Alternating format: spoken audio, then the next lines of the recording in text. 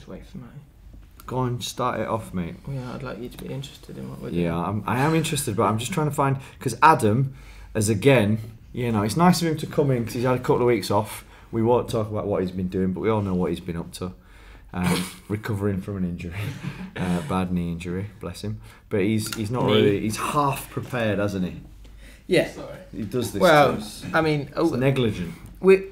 Some of the squad are on the beach, I would say. Yeah. Flav, literally on a beach. He and is. Adam, I mean, is his mindset where it needs to be, Matt? You're his boss. You want people to step up, don't you, James? Has he stepped up? Yeah. Can he even walk? Yeah, He exactly. can't. Yeah. No, He's got a bad knee, all right. That's all we're saying. Right, jokes aside. so Flav isn't here, but Dom from the Bantam's Banter. Hello. I struggle to say that for some reason. Yeah, most people Bantam, outside the bantam. north do, yeah. So is it easier Weird. for you lot to say? Is So it? we get long tongues. I was just looking at one of the comments on there. So we're going to be talking about basically a lot of playoff stuff. That's right. Bradford and Huddersfield, of course, for all Long Ball Street fans. will All know. of it reluctantly from me, mate. Yeah, slightly more so, yeah. I've been involved in playoff finals, so we're going to have a little chat about that. And I was, at Wembley for Blackpool and chatted with Tim Fielding, who's the honorary vice president of the Blackpool Supporters Trust, so I kind of know a bit more about their situation as well, which is quite interesting. So we can kind of talk about that. And it's a bit more Football League than Premier League this week. But Matt had a good idea, and we will be talking about Spurs and Arsenal as well. Spurs versus Arsenal. Spurs versus Arsenal, yeah. Who's had the best season? Because I can't work it out, and I don't know. I think we're not answer it now. We'll answer it in a bit. We're gonna. It's a tease. Nice, Yeah. nice. See, tease. You see how the structure of values just gone through the roof, I even know. in like 2 minutes. Right. Firstly, let's go in chronological order then. Bradford played Millwall. Yeah. I was there. You were there. We had a chat about a week before. And just say, if you want to get the plug out there. On Ball Street, we've done a video on Bradford Millwall, on Blackpool's boycott, and yesterday we were at the playoff final with Matt. So go and check those out. We're pretty pleased with all three of them. So if you've got a soul and you're a football fan, then I think you'll enjoy most of them. Mm-hmm. But we kicked off with Bradford versus Millwall, which was an interesting one because you both had been in the playoffs the season before. Millwall dispatched with us then as well, Yeah. so thanks for bringing that up. But They're good. They're quite dangerous in the playoffs, Millwall, haven't they? They yeah, I don't know what it. beat us in the playoffs semis before, and You were certain that you were confident with your record as a Yeah, sure. The playoff. The thing is, contender. as a Bradford fan, we've played in playoff finals before, and we'd not lost. But my confidence came from the fact that we'd seemed to come out of nowhere this season. We'd started the season, relatively well, despite the fact we had new ownership, a new manager, and the new manager, who incidentally nearly took us out of the Football League, and we had 8 players on the books. Fuck. So we were... That's precarious reading. Isn't We it? were a mess, yeah, and this legendary, I use the term loosely now, but Phil Parkinson, he'd done really well with Bradford City, we'd had these famous cup runs, he got us promoted after we'd been stuck in League 2 for almost 10 years, so we were all gutted to see him go, wondered what the hell was going on, because we had these new owners. Everyone knows what happens when you get a new owner, it all goes tits up. Why do you use the word loosely? Because he seems to be a very bitter man at the minute. Really? I mean, I say at the minute, he seems to have been a bitter man since he stepped through the threshold. Who is this new owner? Tell us about who they are. So they're just 2 German owners that seem to come out of nowhere. They'd done a lot of research on Football League clubs, and Bradford City were a club that appealed to them. Right. I think our fan base was one of the big reasons. Yeah. Season tickets are cheap, but we're getting fans in the stadium, and the atmosphere at Valley Parade. Quite a big city class. as well, isn't it, Bradford? Yeah, Bradford's a big city, a big multicultural city, and I think that's the problem. That was the thing that the owners liked about it, wasn't it? Yeah. The diversity of the city. The diversity of the city, they see potential there. It's untapped potential, because getting an Asian crowd in, Polish crowd, and other races into the stadium has been notoriously difficult for previous owners. But slowly but surely, I'm seeing that happen at Bradford City. Nice. And it's part of their philosophy of affordable football for families, because not only are season tickets only 149 quid, but there are loads of schemes going on where we get community groups into the stands and we'll give them free tickets. It's like a taster session. come and see what it's like, because you lads will know the first time you walk through, you know, the turnstiles and you see the floodlights and the green grass. That's like. But just as devastating is those ones where we did it a few times at Loftus Road. You go, it's a £1 a ticket game, right? This big game where it's probably us playing like Cambridge United, who are down the bottom, and it wasn't one that you were going to get loads of people. That's always the game. It's like a crap 0-0. Yeah, you never like whenever you take your go, you go, this guy's brilliant, this guy's amazing. It's some kind of, that happens, whenever we've had things that have kicked up a support as well. If maybe a big cup tie and you've been doing all right and you get for that big game, we always just lay an egg, always. And that's why it's mad, because we went to Wembley and there were 40,000 there, and we've had a bit of this season. I thought this is the one now where we make it or break it, and so I thought we'll definitely lay an egg again. But you know, we got there. Yeah, so sorry, go. I was just going to say, fun goes out the window at playoffs, doesn't it? But it's the same for Bradford. We went into there full of confidence, thinking, you know, Millwall finished below us. Yeah. They're not the best defensively. We're pretty good up front, but playoffs, it's all about the moment. It's not about form leading up to it. I mean, you could stick someone who finished bottom of the league into the playoffs and they've got a chance of winning. Right. Yeah, they've got a chance of winning. Yeah. That's why I've said this a few times. Playoffs for the Champions League would be amazing. It would. That is a good shout. Tell us that theory for anyone. I've said it a few times now. This needs to happen. So if you had the fourth Champions League, 4th, 5th, 6th, 7th. Yeah. So that 4 to 7 going to the playoffs for that. It's just, you know, usual format. Same thing, and I think that it would make those mid-table teams go for it a bit more. I like it, yeah. Top 3 straight in the Championship, and then number 4th, 5th, 6th and 7th playoff, just like you do in the Championship, where 4th plays 7th. You know, it's like that kind of. Because how many teams vibe. And other teams, it gives them something to play for, doesn't it? Rather than all those empty games whereby, you know, it's over. And I think that aims like, so we've been doing our season review content today, and so 8th to 16th. There was 6 points between them in the Premier League. That's mad, isn't it? 8th to 60. So they'd have all been playing. They'd have all been fighting up until. Well, obviously, Everton were a lot further ahead. I get that, but like.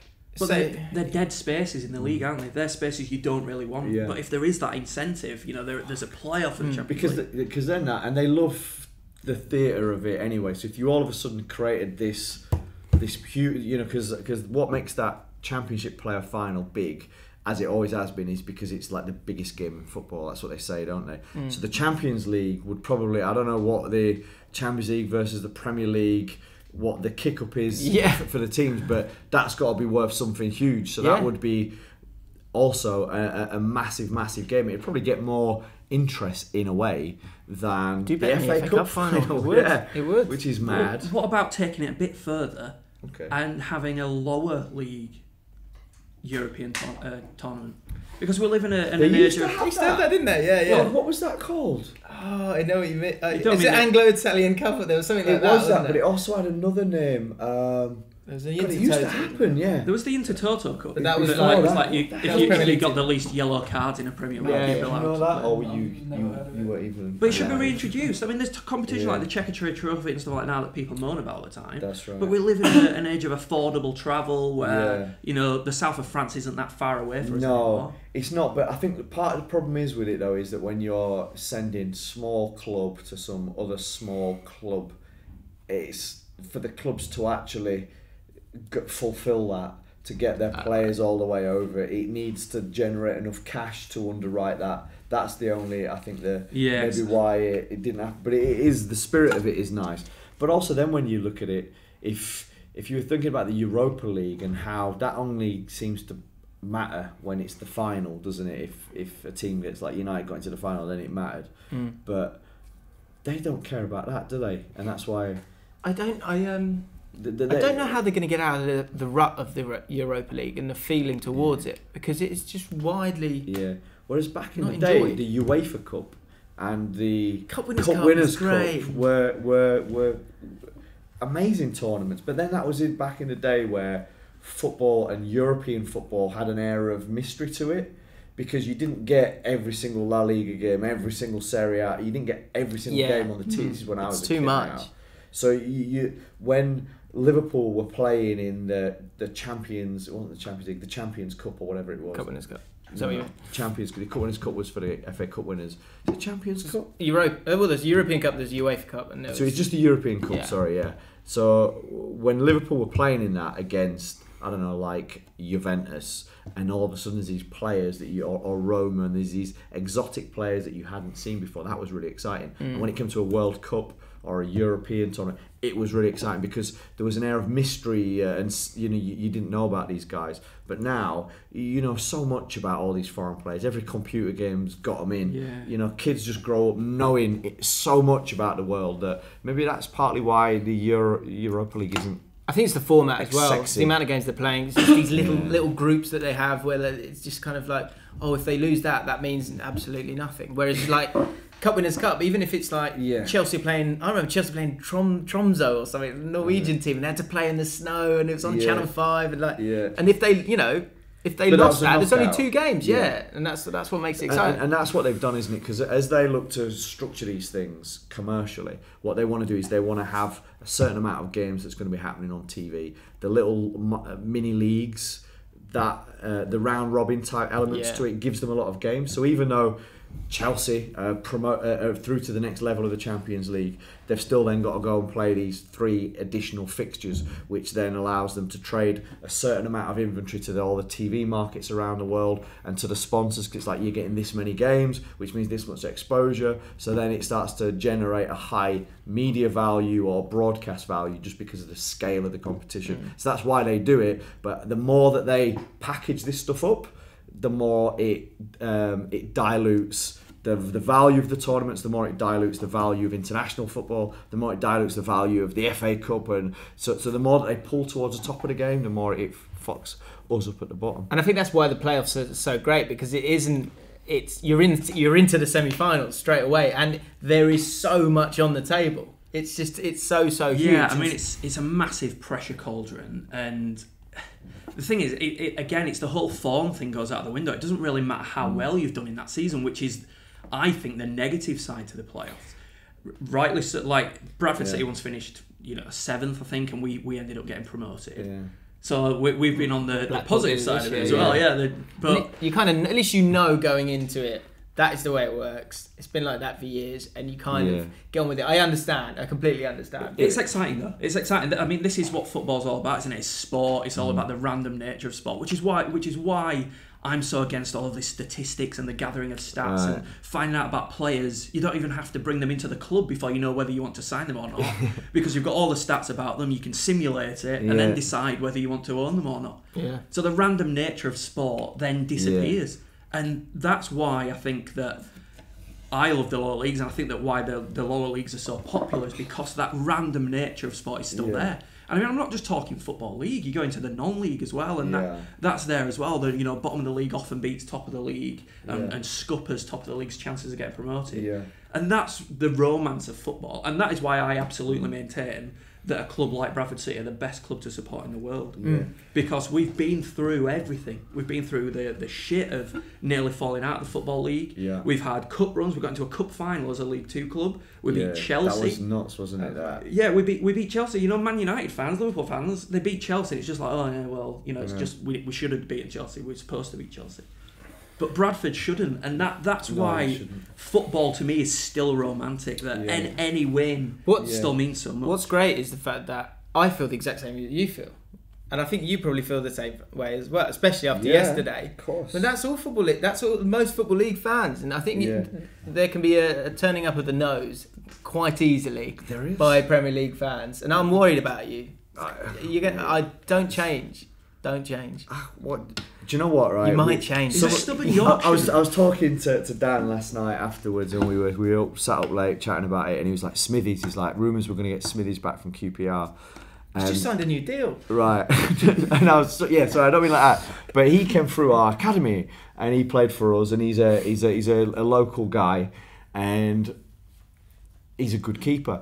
And I was like, immediately the romantic town fan in me was like, totally get Smithies. But then the Premier League me started to kick in. I went, hang on a minute, though, there could be someone better than that. He might be foreign, I might have never heard his name, but he might be better.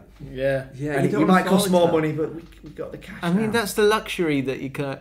That is kind of there, and I mean, I'm playing. But the seasons that you're in the Premier League, they were certainly exciting. And Carboni, like Stan Collymore, unbelievable like, player. Carboni, absolutely yeah. unbelievable player. Chris I cannot Waddle. believe I got to see him at Bradford. Chris Waddle's pre-Premier League, it's like 1996, but still, yeah, nice to see. Was that pre-Prem? Yeah. God, Scored against Everton halfway line. Mate, I remember him scoring like. Was that the same day as Trevor Sinclair's one? Yeah, Isn't yeah. Like Gutted, the he did- greatest. Like they used to do like a best goals of each round, and that night there was that one. And And Trevor then Sinclair, and there was Sinclair- another one. Sinclair overhead kick. Yeah. And the only reason I'll never forget that is because I saw that Waddle goal at Goodison Park and I thought, for the first time, we're going to see a Bradford player in this goal of the round competition. And then Well, I was at the Trevor Sinclair. game. I was Good man. devastated when you got Waddle because I loved Waddle growing up. I loved Chris Waddle. Anyone that can carry a ball and look now, and not necessarily with the physical pace, but can just kind of move his hips and the defence kind of drops. So Waddle didn't have pace, but 2 good feet, and he just teased defenders. he had an air about him Yeah. that made you think this guy could play forever. Because he would get the tried ball in to, the centre. didn't he? I think he went on to Ossett and all sorts of other teams after us. Quality though, quality. I was gutted when you got He him. could just stand in the centre of the park and ping it around. And there's only one other player I've seen do that in the lower leagues, and that was Paul Merson when he went to Walsall. That's And he right. came to Bradford City, and he just stood on the centre circle, and he was just like a feeder for everything. Latisse was another that was kind of like that. Wasn't Matt Yeah. Letitia? I know he didn't. Did he stay at Southampton the whole time? Yeah. I love that. Most underrated player. Yeah, but he was one that just was all amazing football ability. You don't get that kind of player as much anymore, do you? That It's kind of just guy the that's just got fitness is pure. so- Someone that pure could have just swagger. walked onto the training ground by accident, but he's class. Yeah. And they don't need that. They're kind of all now like, oh, check out my fucking 6-pack. You know, I have a protein shake every day. You've lost that guy. The guy that was just a... Kenny Irons was a bit like that for us, that used to play centre mid. He's from Tranmere. And he was he used to drink beer straight after the game. I remember being at Cambridge and I'd gone there. A mate of mine was a Cambridge fan, and we got into the players' bar, and I was fucking amazed we were in the players' bar. So we were in there, and I didn't really expect any town players to come in, but thought we might get a glimpse. But you know, they're going to get on a coach. Kenny Irons come in his kit, just with like a coat over him. Got 2 bottles of Bud, right? Literally fucking cap off both of them. One of them just fucking drowns it in one.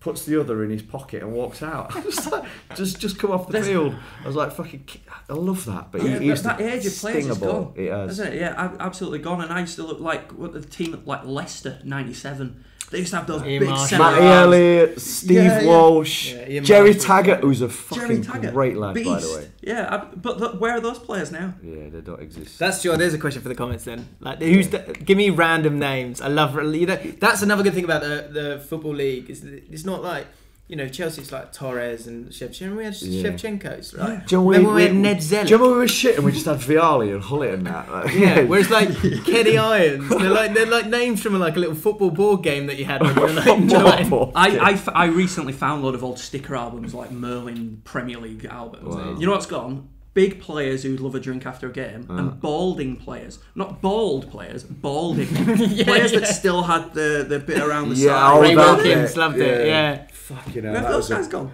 That's Yeah, a bad look, isn't it, now? That is a bad look. Who's the Charlton guy? Jensen or something. Klaus Jensen. Klaus Yeah. Jensen. He was a good football player. He's For probably- Bolton as well, didn't he? Yeah, and He it's was like a good Danish footballer. international or something. Yeah, okay. I know what you mean. You're right. And even Maybe it's just say like fashion. the 70s, it was like full on wispy balding guys. There were guys who must have been like 26, 27, and they looked like 45. There's a guy called Ian Ormonroyd. Oh, Bradford City legend. Called. They used to call him Sticks, and Still he was a. Why? Oh, well, because he was so small, so tall. Sorry, he had these beanpole legs, Yeah, didn't he? massive. Yeah. And he used to play like left wing. Yeah, and striker. Yeah. But he was a giant. And he had this big fucking basin haircut, big blonde Chesney basin. Hawks, Yeah, he played for Villa as well, I think. Didn't Yeah, he did. He had a couple of big moves. Yeah, and Mm. then I think it was like this huge player for Bradford, and then he had a really good career at Leicester, Aston Villa. And then he went to Scunthorpe and was voted the worst player they've had. Yeah, That can happen. he was an can't odd it? player. That He can was, happen. he was an odd player. Sorry to bring it down a little bit, but it's a sort of, go on. Before we get Before we to bring it that, down. because just to cap off on the playoffs, I was going to say that's what I don't. You know, when the Premier League clubs look down and kind of are almost like you would never want to go down, and like the playoffs what you'll never get as a Spurs fan or Liverpool fan or an Arsenal fan, and I love them. We're friends with them clubs. Like, there's not. This is not calling anyone out here, right? But just saying that, like, winning a cup, amazing. Winning a league, amazing. But there's something about, because the narrative of the league is the important thing, isn't it? Every year, that's it. You don't want to get relegated. You want to get promoted. You don't want to, finish mid-table. You want to qualify for this. You want to be at the top of the table. The league is the most important thing. That's a fact. Yeah. However, a cup format where you have a knockout, where you're here and someone's gonna live or die today, that is the format that creates the most drama, the most amount of tension, etc. So when you've got what matters about a league season, but in a cup format, which is ultimately what the playoffs are, you've got a whole season riding on these fucking intense games. It creates an intensity that I can't describe, and I don't know if, for example, the Arsenal fans who won at Wembley 2 days before, who won that, I don't know if they will feel from winning the FA Cup, and that's the coolest thing that you looked up to as a kid. I don't know if they'll have the same feeling that Millwall, I won't say Blackpool just because they're fans, it was a very weird one for them. But anyone that wins the playoffs, what you get in that, I don't know if you have that drama and that feeling in that. Do you know what I'm saying? Yeah, because the playoffs, if you get to the final, it's almost like your entire season has been invested in that day. And if you fail, it was like the whole 40-odd games previous to that were for nothing. Yeah, and it's true. You have a 46 game climbing up this hill, and then you just get to the top of the hill and you go, shit. And then you've got to do it again. I'm at the bottom of that hill. It's like an end of level boss. And that's it. That's it. You're so right, because then you get to the final, and it's like this emotional tug of war. You can't tug anything with emotions. Yeah, you're still trying to go, no, but I want it more. Yeah. And someone has to win it. And then, like you say, if you lose that, which unfortunately was the case for you this season, it's the thought of starting again. It's that takes you it'll take you a summer to get yourself back to go again. That's right. I mean, I'm trying to convince myself that I'm excited about it, that I'm excited about starting again, about the possibility of bringing in new players. And I think that might be just like a coping mechanism. Yeah. Because people say, it's ridiculous, it's just a game, why do you feel like that? But honestly, we spoke before the game, I was a wreck. I could feel my face tingling. I thought my whole body was shutting down. Yeah, it's weird. And then the game, it is weird, isn't it? It's not good, but Matt had a great analogy of he said, I feel like I've got a computer that's got too many tabs open, and so I can't really the wheel of death's going. I just can't really compute what's going on and how I feel. Fucking filming a game and having to think about my memory card. I mean, what the fuck? Like, seriously, like, I'm terrible with stuff like that. So all of a sudden, think about memory cards, batteries, and then FIFA at half time, meeting people with tickets, collecting some tickets, and I just made out. I forgot to put product in my hair. You know what I mean? That never happens. And I get to just about to get on the train, and I'm like, fucking tickets. I've not brought the fucking tickets. Do you know what I mean? So there were people meeting me at Wembley, and I've got the tickets. And I was like, so I had to call Ty and get her to. My missus had just dropped me off, got the baby in the car, come down, and then she's like,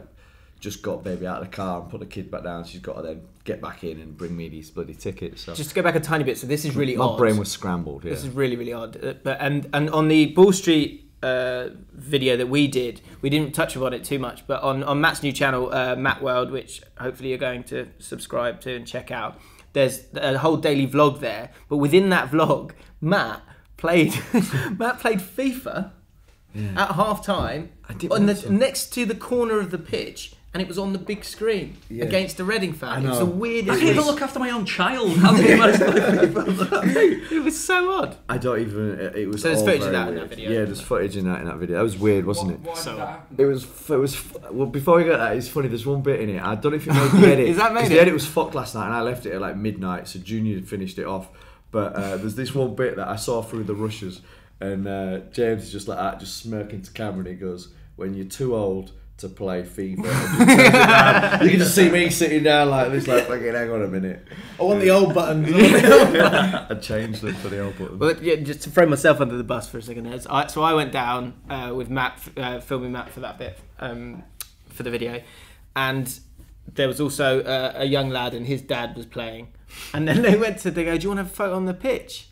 And then they looked at me and I went, oh, this me? Well, no, what? They thought I was Matt's kid for a second. They weren't sure. It was funny. Something was wrong. But actually, that's a kick in the nuts. That was a kick in the nuts because... For who? For me. Of course it is. I'm old enough to be your dad. You're 32. Yeah, but I'm 31, and I Doing well. look like a child. When am I going to stop looking like a child? You do look like a child, but I'm a dad, but I look like an old dad now.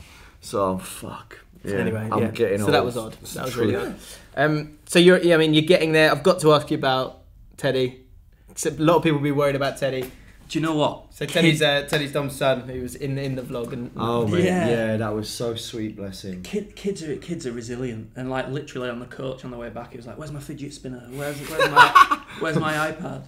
Is Stuart McCall still going to be our manager next year?" And it's like that. So I was proud watching that back that he cares so much that he's 7. Amazing. And were you surprised by the response of people in the comments? Yeah, it's unbelievable. Yeah, I was really proud to have done it, because to see people making those comments and they really did focus on both your relationship with your son and Danny and his son and the two sides of it. But the thing is, since I've been of age, I don't know, 14, I've always thought I would love to take a son to football. It'd be so nice to take a son to football. And then when it happens to you and they actually care, it's the best thing. And I think that's what people relate to. Yeah. And people can remember what that feels like as well when you fall in love with football and something bad happens. I mean, honestly, in the build-up to that game, losing wasn't even an option. Teddy had not even thought about the fact we could lose that game. And it must be such an exciting trip down, getting the playoffs. It teases you, doesn't it? And all of a sudden you're going down Wembley Way, all those things. You know, for those that go to Wembley, those that live in the south, and it's easy. It's not an easy thing for a kid to be going at that age. So it's a real dream, isn't it? Exactly. For the wee guy, bless him. And Bradford City went the entire season at home unbeaten, and the majority of the games he sees at home. Is this his first season then? No, he's been going for a few seasons now. Yeah, but it's 7. He's 7, but this is the first season that he really understands it, and he understands what's going on, and he knew that Bradford were having this good season. He already knows. I don't know whether it's instinct, but he knows what it means to go to Wembley. That getting to Wembley is a big thing in football. Yeah. To him, that arch is what the Twin Towers were to us. The arch is going to be. He's going to have known no different. That's going to be the legendary stadium. He wants to play there. Bless him. But it's all part and parcel of football. The reason that I was proud to have documented it is because things like that are important to look back on. As a Bradford fan, and through the Banters Banter podcast, we've experienced some absolute horror shows where Peter Taylor was manager. We saw full stop. Full stop. We had the legend Stuart McCall, who's still a legend. He's done really well with us, but his first spell wasn't great for him. He nearly saw us out of the Football League, and when it's a legend in charge, you don't know how to compute it. He was great as a player as well, wasn't he? He was amazing. Yeah, unbelievable. Fell off the card, didn't he? That's all I remember for him.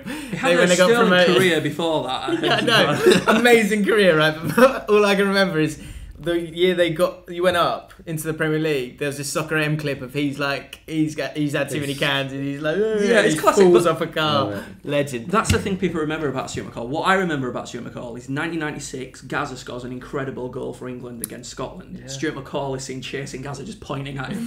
Someone else get him. And you see Colin Hendry running across the field. But yeah, Stuart McCall, unbelievable for us. But to experience and to really feel the good stuff in football. You'll know this, Huddersfield fan. You've been through some absolute horror, some shit. Yeah, I've served my time. And you get when the best things happen to you, when you reach cup finals when you shouldn't, when you beat Premier League teams when you shouldn't, when you get into the Premier League when you've been a team that have struggled. I mean, I thought it's unbelievable. Do you know? I think it's easier to go again as well, because there's always another season. As long as your team's there, that's what you said in our video with you, is that it got to a point with the administration and stuff like that. All that really mattered is that it was there. The club survived. Yeah. Because it's for me. So my Dan, who's on the videos with me, he's my little cousin. I remember going as a kid, him coming to his first game when he was like 5 years old, which is like 20 years ago, and I was could be 15 years older than Dan or whatever, and. so I was, I'd been through it, and it was his dad that used to take me from like 6 years old. So that's when I first started. So I've been seeing Town 35 years now, basically. And I remember his first game, and I remember I think we played Wolves. And I'm sitting watching the game, and because this is his first game, and he was basically afraid whenever Wolves went into our half, he didn't like it, and he's putting up the programme in front of his face, but he's doing it to me as well. So I'm like watching the game, and he's protecting me, like putting on like, Dad, it's fine. Do you know what I mean? And he's like, no, they're coming again, like this, and so for me and him, so his dad now, he has a dodgy ticker, and it's difficult for him to get around, and it's safer. Like he didn't come to Wembley because he'd already booked his birthday and taken loads of his mates from the golf club to Wales to play golf, and he was like, I can't actually now come. And we were a bit pleased because you feel uncomfortable almost when he's there because he's gets stressed. But for us to be able to go to a game, we went to the last game. We went to the Sheff Wednesday game. Met up there, and it's just amazing. Yeah, and we've been to a few games this year. Me and Dan go away a lot, and that's the best thing. Which is why I was pleased Millwall got up, because I was thinking away game down here, and he comes down. Sorry, I thought I'd been relatively nice. You have been. Sitting next to a Huddersfield. You forgot, didn't you? You forgot for a second there. No. Looking at it now, I'm over it. Now we're not in that league. I think that I'd wish that you'd have got up, because I'd be loving you playing Leeds and you playing Wednesday, and I'd just be cheering you on now as the underdog within that. But, nice save there. Thank you. But that's all it meant. It's just wanted it to continue. But that whole thing, every year you get to know the people that are around you in the crowd, whether when it was standing, but also when it's seating, and especially when you've got season tickets there, and you get this thing where you're relegated. Or you've just finished wherever. It's just always right. See you next season. Yeah, you shake hands, but you haven't done it the whole season. Yeah. This goes back to the whole Arsenal-Tottenham thing, doesn't it?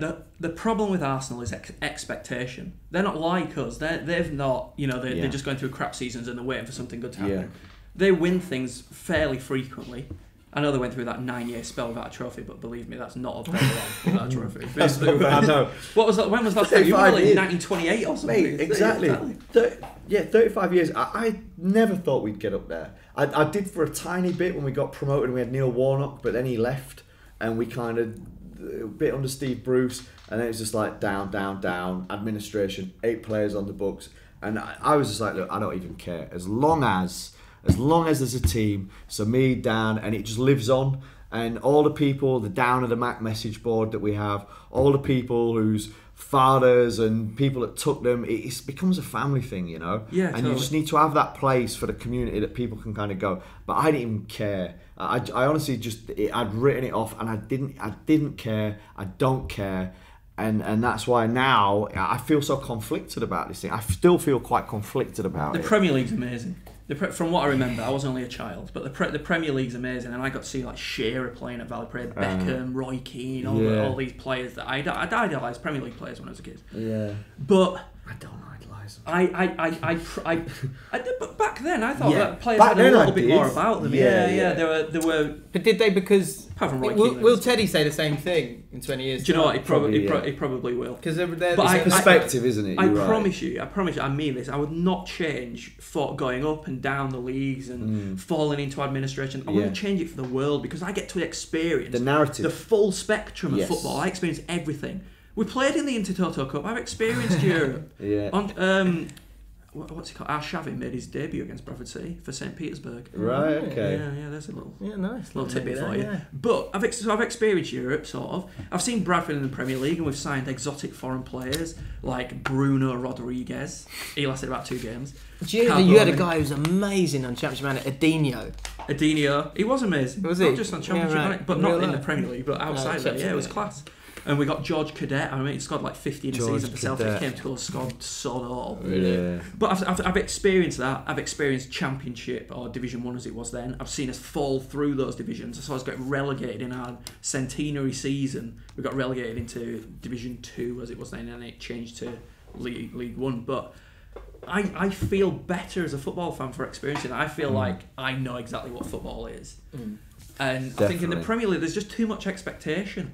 Yeah. Do you know what I think it's really tough to be an Arsenal fan, a Spurs, at those top teams, because I think there's weirdly less scope for where to go. So that, for example, like Spurs fans are delighted because they're they're somewhere new, that they haven't been there for a while. I get that. The problem with Arsenal is they're in a rut. Yeah. And you can understand why Arsenal fans would get frustrated. It's the Premiership. I mean, it's the attention off the pitch, isn't it? It's the press. It's the having to face your face. It's the way that everything's kind of, if you don't win, then you're failures, and the way that they create these narratives to make you look like a mug just for kind of coming second. I feel like that's drifting into certainly in the Championship, certainly in the Maybe. QPR, I feel like it's drifting a little bit. There's a little bit of elitism in the Championship now. There really is. It's because you come down with so much money and you're expected to go straight back up because you have all of that money, and it's more often than not, it's not the case. It's very dangerous. It's very, very dangerous. I'm here having a dig at Arsenal fans saying, you're actually doing quite well compared to a lower league club, but you can't help who you support, can you? Yeah. And if you're used to a certain way of playing, certain way of winning and getting trophies, anyone that grew up, if you grew up as an Arsenal fan watching the Invincibles, I kind of feel sorry for you. Same way that a Manchester United fan that grew up in that era, same way that a Liverpool fan that grew up in the era, where the team was so good and so much better than everyone else, and you've won so much stuff. If you're a kid that grows up with that and that, becomes fucking hell, this is amazing. Football's amazing, but it's an unrealistic, unsustainable thing almost. Because United, I know they've had an alright season kind of now, but it's been difficult from there, and they're never going to get back to that.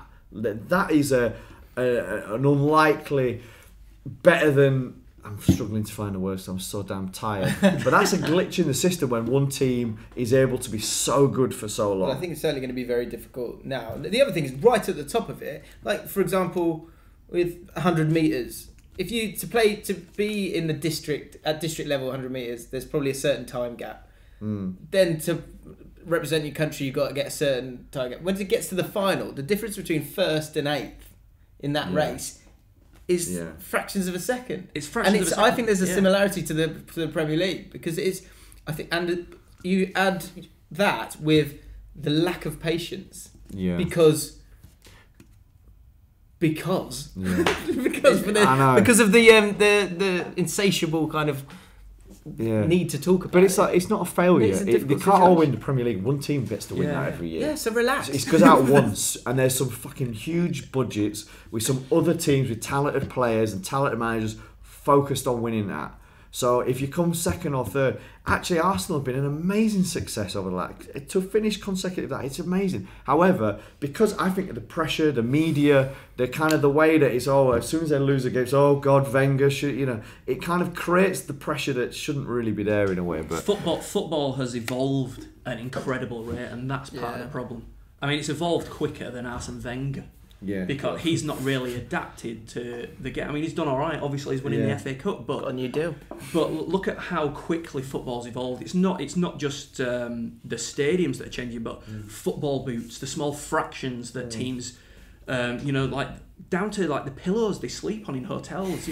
Clubs rarely think that matters. Really? Yeah, and that's it does. Fucking, I need if I haven't got my certain pillow, not a good night's sleep. Do you know what I mean? It's true. These things, just the right amount of sponginess. Exactly. So all that being said, who's had a better season? This is the question. That is the question. That is the question. That is the question. Arsenal or Spurs? Who, in your opinions, and this is not the opinions of fans of top teams. So different perspective. This is just our perspective. And we don't hate anyone here. And we haven't no got the right agenda. answer. Don't care. Like Arsenal, Spurs up there, not my problem. Yeah. I don't care. It's just your opinion. Who's had a better? It depends on how you want to look at the season, what type of person you are. Because as a Spurs fan, you've had a really good season. It's another one of those seasons where Spurs, you think something's about to happen and then it just doesn't quite happen. I felt like Spurs have been on the cusp of something great for a while. They've managed to keep that squad. But they finished, like we finished above Leeds, they finished above Arsenal. They've won. You can't be celebrating things like that if you're serious about football, I don't think. But then, wait for it, fucking Arsenal go and win the FA Cup and they've got a trophy. So then have they won? Who won? And you listen to Robbie in our videos going, really? So big on trophies now. They're really important. And I'm trophies, like, come on. It's the main thing. I'm not sure he's the thing is, the FA Cup, unbelievable trophy. I mean, as a lower league fan, I think it's easier to be an old-fashioned style football fan, but the FA Cup still means something. 3 and 4 years. That's madness that they've won. Ads, who's won? Spurs or Arsenal? Spurs won. Yeah. Spurs. Yeah. Is I that think put they've bias? had a better season. You think they've had a better season? Yeah, Spurs have had the better season. for sure. What were you saying? Brentford or Huddersfield? Who's had the better season? Huddersfield. Okay. That's just We'll wondered. consider I just that, wonder yeah. what you'd think. What do you think, man? Fuck, it's a tough one. I kind of feel like Spurs just because that whole the Minder Gap, the Tottenham's day, there's so many years, but I do feel that Arsenal have kind of you know when your team's playing, okay, so you know when you're watching your team play and you're losing, but one of your players like nutmegs one of their players, and it's kind of a bit of a like, yes, that gives me something. Arsenal have kind of they've ended up nutmegging the team. They've had a nutmeg fest. Yeah. Tottenham think they got away with it, and then Arsenal just sneak in there. I think it gives them the ability to actually say we've had a better season than you. I think it does because it's a trophy. It's a major trophy as well, isn't it? It's not like the. Yeah, I don't want to diss. So who the did you League say? Cup, Did you but- say Spurs or Arsenal? I think Arsenal, just because I love the FA Cup, and I think Tottenham didn't win anything. They won a bit of pride over Arsenal, but they didn't win anything. I think they're very close to it. I think next season Tottenham are going to be a team to be reckoned with. Have you said? No. Who do you think? I was going to say Arsenal because they've won the FA Cup, which people should respect because it's a brilliant thing. Yeah. It's the equivalent of if it was given the respect it deserves, that is your playoff final for those bigger teams. I don't think they care about the FA Cup. But that's my point. But I'm actually going to go with Spurs because if you're actually going from the expectations of the fans and what they want, if you're an Arsenal fan saying, "Oh, we've had a better season than Spurs," you're a hypocrite. Yeah. Because you weren't saying that at the start of the season. No. You were saying we should be challenging, blah, blah, blah, blah. Yeah. That was a complete afterthought. Yeah. Whereas Spurs were going, can we do better? Can we finish above Arsenal? Yeah. Have they achieved their objectives? Probably have. I honestly think Arsenal fans probably don't know whether they've had a better season than Tottenham or not, but they'll always argue that They'll they've always had a better argue it, season yeah. than Tottenham. I think Tottenham should be very pleased with how they've done. I mean, It's one of them, isn't it? Where it's always like, all right, so it's kind of tied. I think Arsenal have slightly snuck it just because they've got in there On a at technicality, last. yeah. Like if it was the League Cup and Arsenal had won it, like back in the day, and then Spurs had come in and finished higher in the league, I'd probably say Spurs. But it's almost that last act that's the kind of the last laugh. So I think Arsenal have done that. However, I think the key bit is that Tottenham have now broken through a ceiling. They've now gone through something that didn't kind of seem possible. And I almost feel that the belief that they'll take from this puts them in serious contention to actually go, well, and look how they finished it. They were just smashing teams. So I actually think that Tottenham now, I think they can win it next year. Is there a squad in the Premier League that excites you more than Tottenham? No, I think that probably Chelsea, it might have the best squad, but Tottenham, I would take that over United. I'd take it over Liverpool's. I'd take it over Arsenal's. I would. I love. I think from an in terms of England excitement, you're right. And from an England fan's perspective, which I know that not many people care about the national team anymore, but I think Tottenham have got some great players coming through for us, the likes of Ali and Kane. And we just seem to be in a weird generation of football where things like that don't seem to matter as much anymore. Yeah. Like when Euro 96, for instance, and we had Sheringham and Shearer, they were idolised like gods. Harry Kane is equally as good as those players, and if he carries on his scoring record, it's going to be quality. Yeah. But because international football is just not as respected as it once was, I don't think it's held in as high regard now. It's a bit like the FA Cup, isn't it? It's that same feeling that it's kind of just lost its way a little bit. I think we've gone 46. deep on this, haven't we? Can we even talk about these other things, or we just almost do a couple of questions from the community? What do you think? Can I just do one shout out on the Blackpool thing because I just wanted. It's a very odd situation. I was really amazed actually how weird it was at Wembley.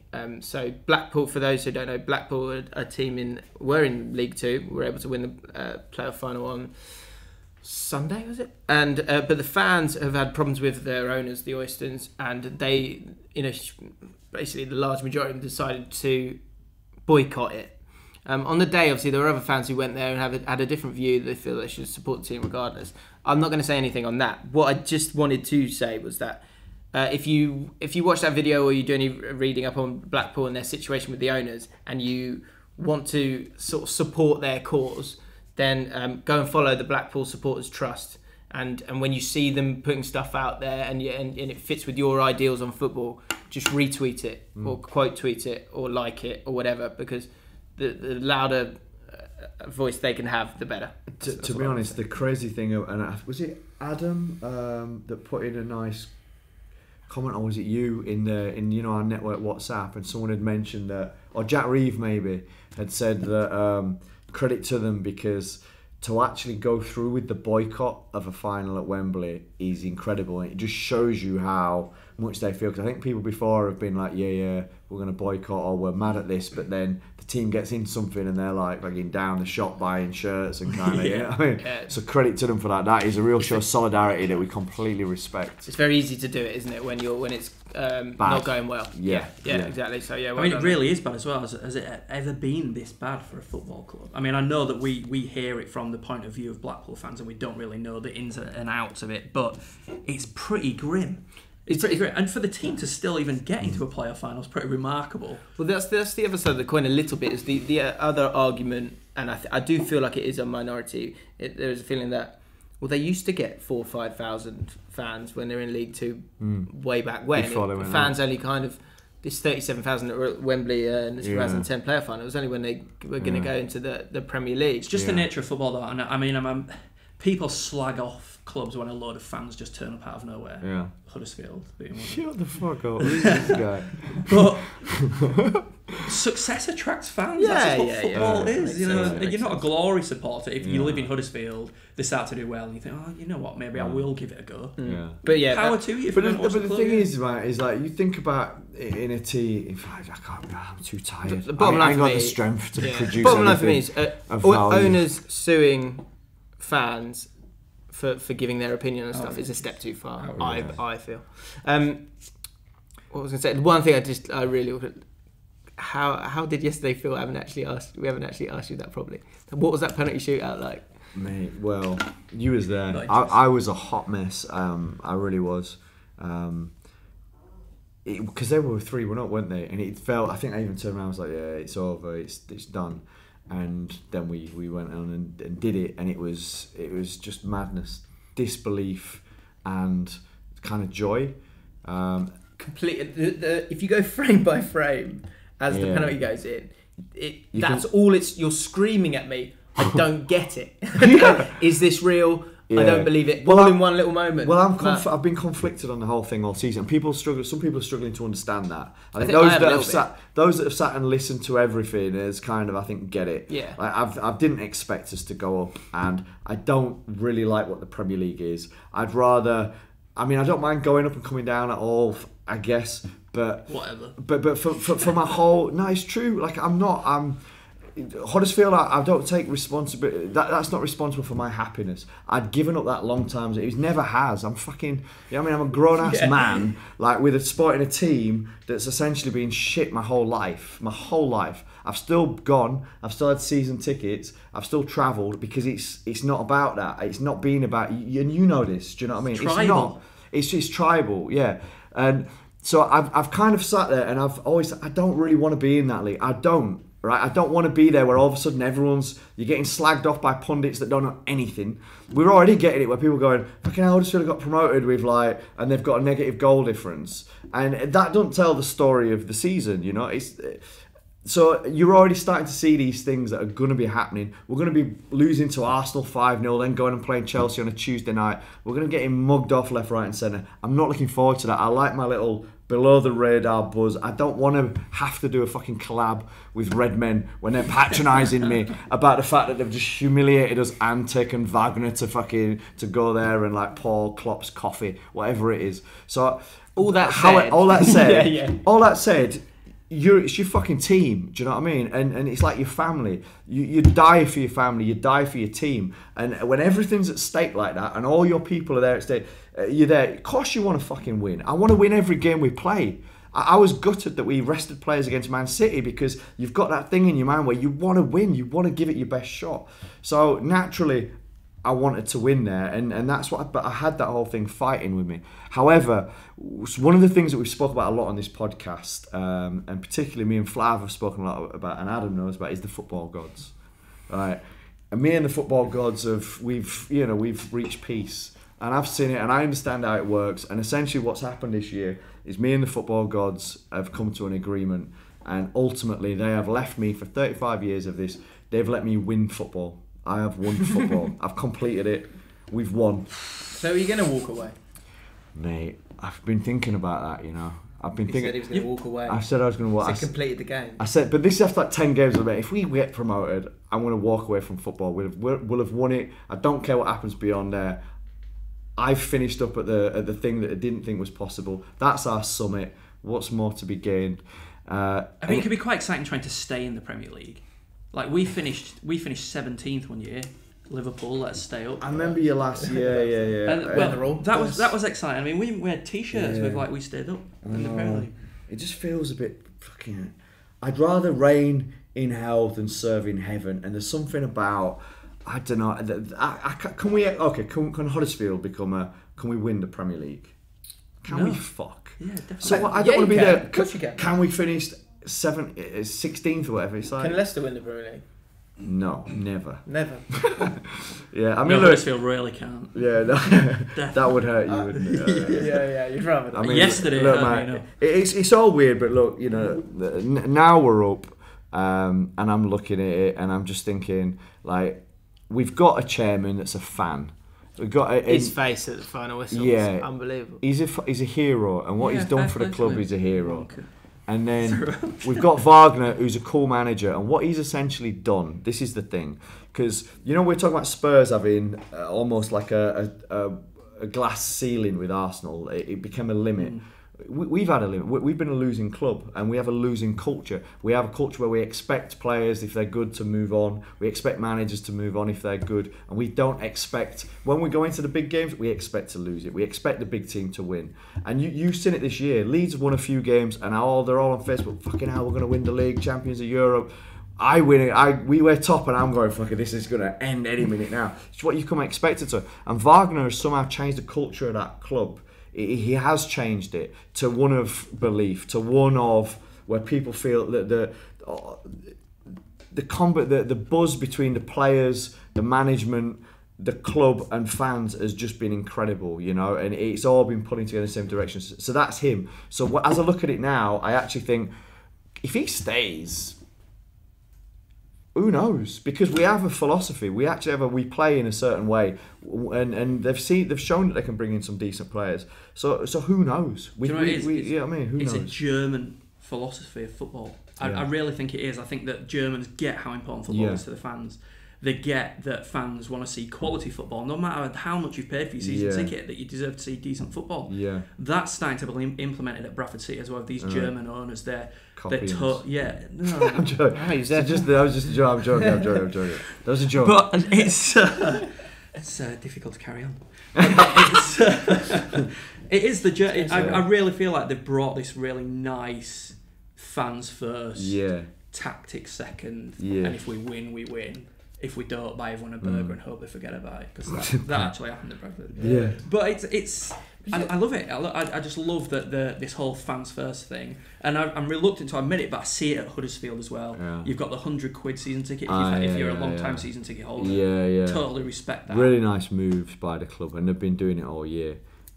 It's excellent. But look, just to thank everyone on here, because throughout this season, what's been really cool as a Huddersfield fan, and normally people go, what league are you in? And don't know. Like, there's a whole bunch of people here that have actually really got behind us from all over the world, man. And from Arsenal fans to Liverpool fans to Villa to Reading to people in Australia to people all over have just kind of really been cheering us on, and the support that we've had through that has actually just been very, very humbling. I'll be intrigued to see if that continues next season. Because I'll tell you what, if as a QPR fan, if I dig out your Premier League club, I'm pretty sure you'll tell me in the comments that I'm a what was that? So you'll get it. What was that? Sorry, what was I supposed to say that? What was that? All I'm saying is, me. Have you ever met someone and you go, who do you support then? Oh, Man United. Oh, okay, cool. Who do you support? And you go, Huddersfield. And they go, that's great. There's a patronising kind of, pat you on the head, you're done it. You're not that guy anymore. You're in the Premier League. So when you beat Chelsea away, or when you beat someone, then they're gonna get too close for comfort. They'll all turn on you, mate. Yeah. Oh no, I can tell that there'll be that people will turn. But Do you know what? Like, I don't care. I don't know what to do with my face when we're getting so happy about Huddersfield. Yeah, it's tough for you. I understand that. But what was funny, and there's a guy called March on Together who's a friend of the podcast, a Leeds fan, and he's been dead sound all year. So cool mate, I'm not having a dig at you, but my mate Angry Dave, I have been having a bit of a dig at him. Your mates got the best nicknames. I know, Angry Dave and Scotty L Man from Hell, but and Peter B. But anyway, I was saying to him, we were talking about it, and I was like, look mate, fucking, Man United, because like we always, and there I was like, we don't care about you, Man United are our rivals. I was just like, they're not your rivals anymore, Dave. They're our rivals, and I think that hurt him because they hate Man United so much. You're like, do you want me to do that thing that he was doing with you? Yeah. Just to block your face from this happiness of Huddersfield. No. Smiling and nodding. Firstly, before I forget, Adam, bleep Top the five. C word for me. Yeah, bleep the C word out. And I've got a train final- to catch. Oh. got trains to catch, right? Should we wrap it up? See you at the far post. That was easy. Hang on, wait. Keep going. Are you recording? Yeah. Go subscribe. Oh Bantam's yeah. Banter. Subscribe. On the Twitter, you can find you At Bantam's Banter, facebook.com/Bantam's Banter, and Bantam's Banter on YouTube. and the podcast. Yeah. Yeah, on iTunes, search Bantam's Banter. There's too much going on. There's a lot going on, but Just yeah. search Bantam's Banter. It's all there. It is, and again, it's like what we've seen this season. It's these real fan stories, the real emotion. So yeah, get behind this. We've got quite a few channels now, haven't we, in the lower leagues, and we actually got some more channels joining the network, and there's a lot of Proper channels footy. coming on. So thank you for watching and listening.